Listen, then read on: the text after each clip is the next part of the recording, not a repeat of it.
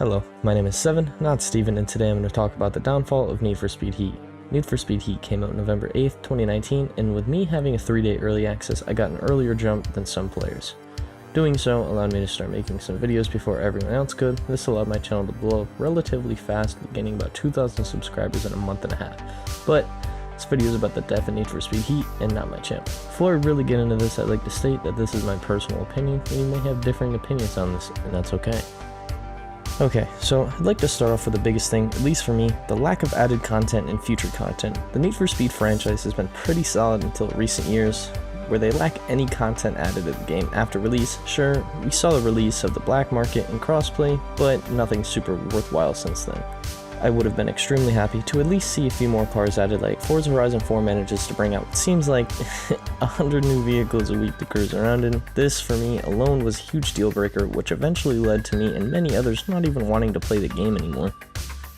Next is the lack of modding capability. Sure, we did have some mods come into the game like reshades, some modded cars, and cinematic tools for certain creatures such as Crowned, J Pennant, Chronic Style, and many more.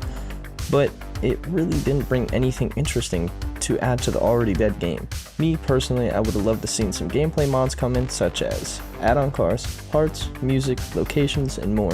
I know they wouldn't be available online, but it would be just fine modding offline and having some fun. My third one would be lack of stuff to do. Yes, we did have a relatively great story mode, and I've played it over and over many times, but you can only beat the game so many times before you get extremely bored.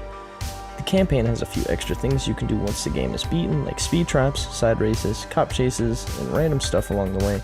But what is there to do once you've completed this? Nothing much. At least in Forza Horizon they give you new online objectives to either compete against friends or play with them to win. The only thing I found to do after this was find glitches and exploits to squeeze even the smallest bit out of the game, or at least what was left of it. And no, I'm not trying to make this a comparison to Forza Horizon. I know they are two completely different games.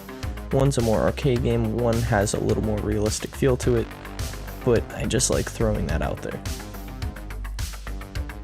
And lastly, before I end the video, one thing they never managed to even attempt to fix is the bugs within the textures of the game.